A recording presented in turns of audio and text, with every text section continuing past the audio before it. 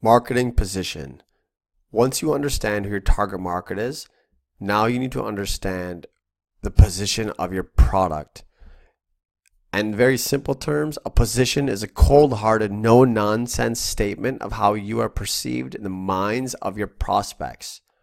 So it doesn't matter what you think about your product or where you think it is, it's where your consumers think your product is. So the challenge then becomes, how do you get it to be in the spot that you want your consumers to tell you where it belongs?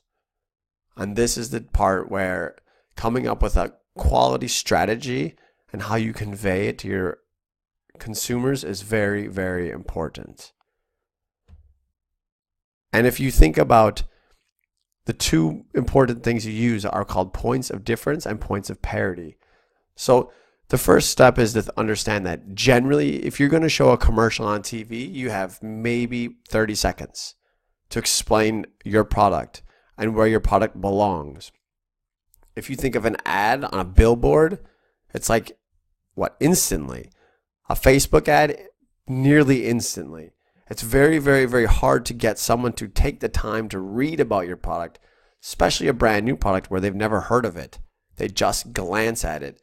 And in that short time, you need to explain to them where this product belongs and what is the position of the product. So there are three videos actually that will be attached to here. And if you think about Sunny D, I will explain the Sunny D commercial one more time. So Sunny D, when you listen to the commercial, you can see when they open the fridge, they name Coke, purple stuff, orange juice as where it belongs. They don't say milk, but they compare it to Coke so that you know this is a drink that people have during the day. The commercial also takes place during the day and not in the morning. The reason being, people generally drink orange juice for breakfast, but this is in the afternoon after the kids got done exercising. So it's like a post-exercise drink. Then they talk about how it's healthy so that you know it's different than Coke or the purple stuff, because the purple stuff and Coke are just sugar water basically. This has different vitamins in it that people need. At the end, they show the mom and they say like, mother's approved, and so that you know it's a good, healthy, safe drink that mothers approve of and will give to their kids, because most mothers do not approve cola or things like Mountain Dew. So in that moment, they're able to tell you that. If you look at the coffee commercial is a McDonald's commercial. Traditionally, when people see McDonald's, they think of something that's not high quality or they think of it as cheap. But in the commercial, they show the coffee cup sitting on a stack of coffee beans to show the freshness of it. But then when the two consumers pay the cashier, they give them change. Change is a sign that, hey, this coffee is actually really cheap. And so in that short time, they show the points of difference and points of parity.